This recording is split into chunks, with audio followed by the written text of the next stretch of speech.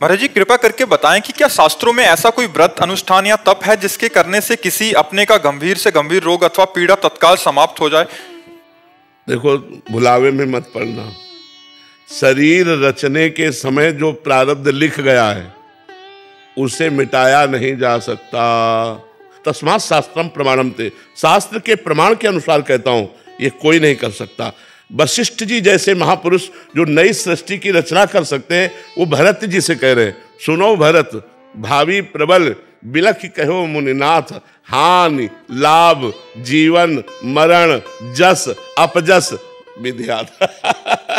तो हमें लगता है हम नाम जप करें और सहने की सामर्थ्य मांगे, मिटाने की तो जो लिख गया वो तो भोगना पड़ेगा। बड़े बड़े संतों को भोगना पड़ा, रामकृष्ण परमहंस जी, सिद्ध महापुरुष, कई ऐसे महापुरुषों को। तो मुझे लगता है कि हम भगवान से प्रार्थना करें कि कष्ट को सहने की सामर्थ्य दे दे, मिटाने की सामर्थ्य तो मुझे नहीं लगती। मतलब भगवान मिटा सकते हैं लेकिन कानून नहीं है। देखो, श्रवण कुमार का शब्दवेधी बाण के द्वारा दशरथ जी का लीला बनती है कि नहीं बनती? तो उन्होंने कहा कि जैसे मैं पुत्र वियोग में मर रहा हूं ऐसे तुम मरोगे। तो भगवान के पिता है दशरथ जी, लेकिन शरीर छोड़ रहे ना वैसे ही, भगवान ने मिटाया तो नहीं ना।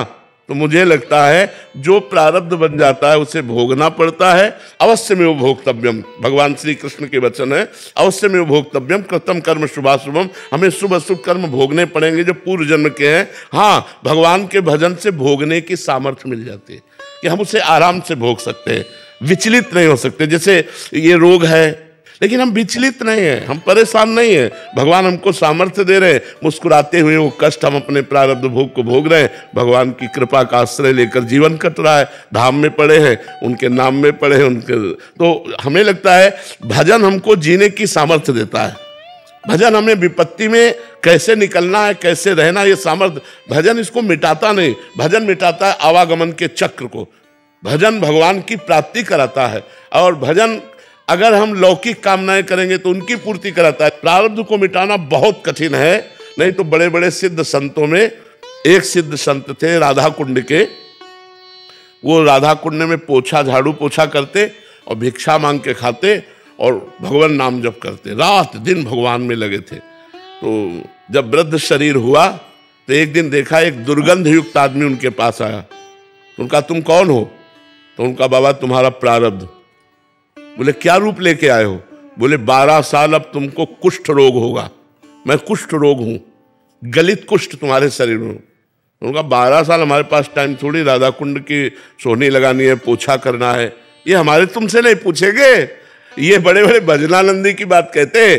तब उन्होंने दूसरे दिन फिर आया प्रारब्ध और कहा हम 12 साल के भोग को 6 साल में निपटा देंगे, रात दिन लगा के, आप स्वीकार करो। तो उनका 6 वर्ष तो बहुत होते, 6 वर्ष हमारे पास टाइम नहीं।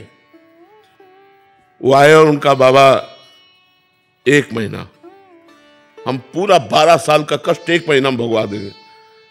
बोले 1 महीना भी नहीं। तो बोले बाबा 24 घंटा, बस सड़ जाओगे 24 घंटे में, कोई दवा नहीं लोगे, कोई सेवा नहीं करेगा। बोले वादा पक्का। 24 घंटे अपने शिष्यों से कहा कि मैं जा रहा हूं कमरा में, 24 घंटे बाद निकलूंगा, चाहे जितना चीखू कोई आना नहीं, कोई औषधि नहीं, किसी से बात नहीं। और सिटकिनी अंदर कुटिया की बंद, जे ही बंद की और कहा आ जाओ, तो पूरा नख से सिक तक सड़ गया, दुर्गंध पड़ गई, इतना भीषण पीड़ा।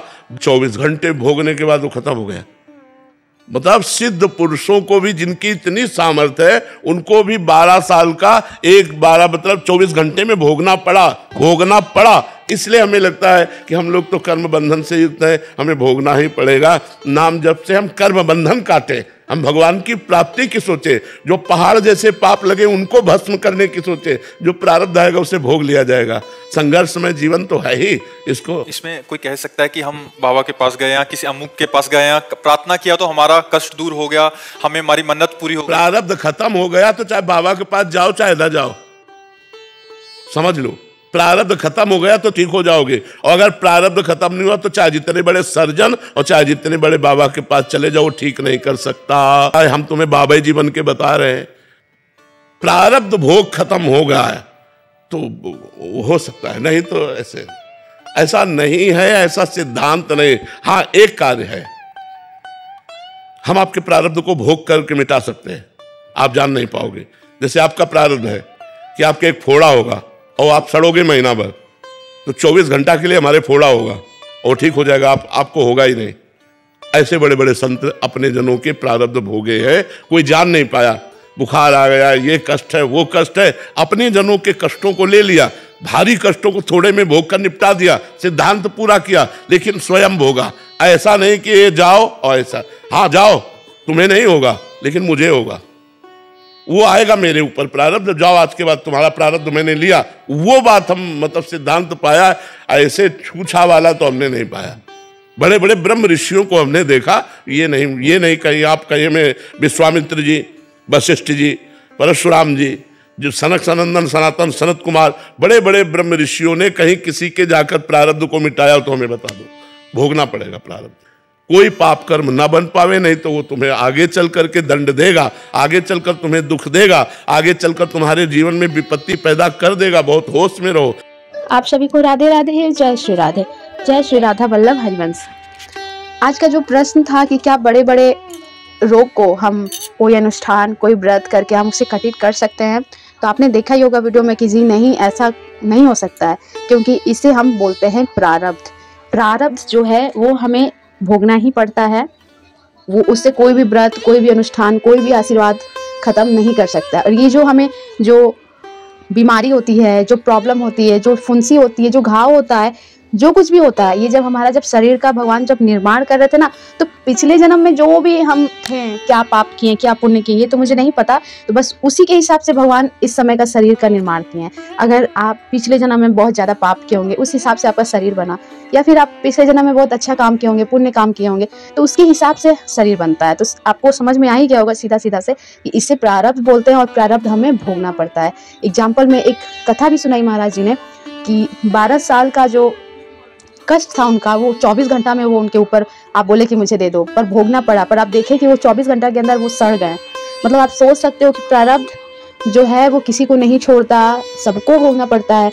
कोई भी बाबा हो, कोई भी आम इंसान हो, सबको भोगना पड़ता है। आप ये नहीं सोचिए कि बाबा लोग नहीं भोगते हैं, वो पिछले जन्म में क्या है क्या नहीं उसके हिसाब से वो भोगते हैं। इस जन्म में उनका अच्छा है, जैसे बाबा की जो किडनी फेल है, तो इसलिए आप समझ सकते हैं कि पिछले जन्म का उनका कुछ होगा जो कि इस समय में उनका किडनी फेल है, और इस जन्म में उनका अच्छा है तो आगे जन्म में वो अब बिल्कुल साफ सुथरा एक स्वच्छ इंसान बनेंगे। तो आपको समझ में आ ही गया होगा। तो इसलिए वीडियो कैसी लगी, वीडियो अच्छी लगी तो वीडियो को लाइक कीजिएगा, कमेंट्स में राधे राधे जरूर लिखिएगा। चलिए मिलते हैं आप लोगों से नेक्स्ट वीडियो में। आप सभी को राधे राधे।